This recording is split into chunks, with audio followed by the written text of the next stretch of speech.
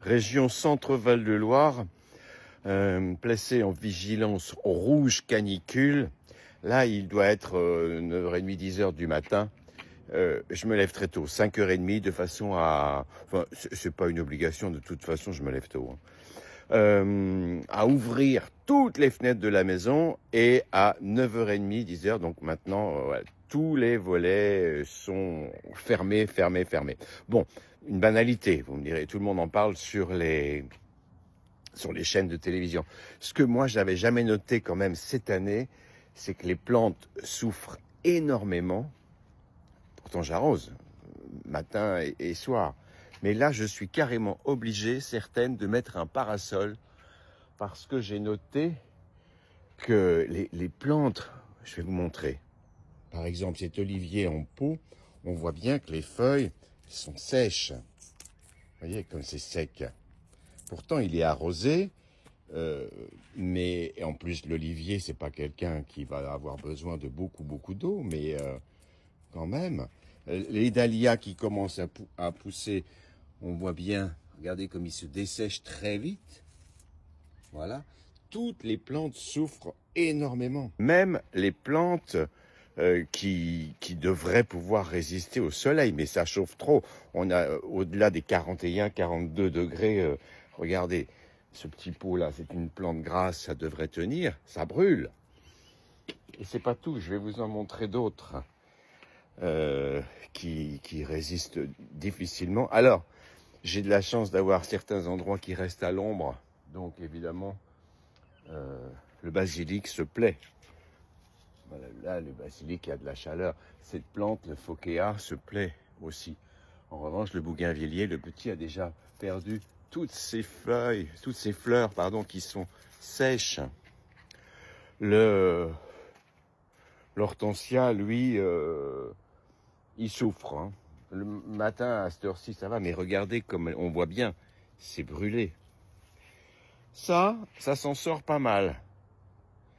La misère pourpre, elle est un peu à l'ombre, elle aime la chaleur, ça va pas mal. Ce que je voulais vous montrer, c'est que même des plantes qui sont d'origine des pays où il fait très chaud, comme les épines du Christ par exemple, qui sont là, je suis obligé de les mettre dans un coin de mon jardin, vraiment protégé du soleil. Et le pompon, je vais vous le montrer, il est là. Ce sont les filles de l'air. Vous savez, ces filles de l'air, ce sont des petites plantes qui ne se poussent pas dans la terre. Les voilà ici. Voilà, ça c'est une boule de fille de l'air. Elle est à l'ombre, donc ça se passe très bien.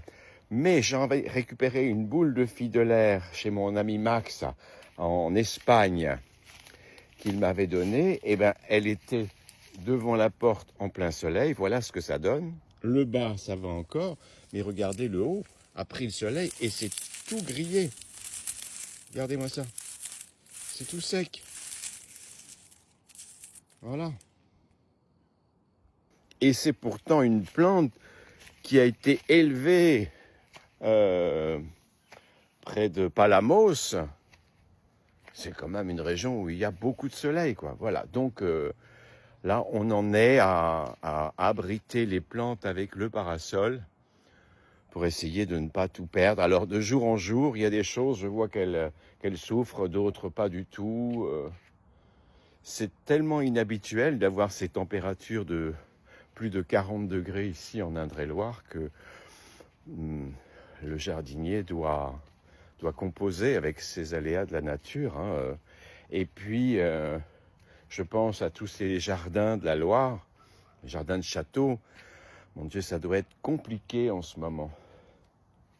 Je me plains pas, j'explique simplement. Pas dire, mec, il se plaint alors qu'il vit. C'est vrai que je suis entouré de bois et que ma maison garde une fraîcheur toute relative. Ça commence quand même à être un peu chaud la nuit. Hein. Je commence à... Mais bon, je me plains pas. Je sais qu'il y a beaucoup plus malheureux que moi. C'est juste un petit clin d'œil jardin. Il faut vraiment faire attention aux plantes en ce moment.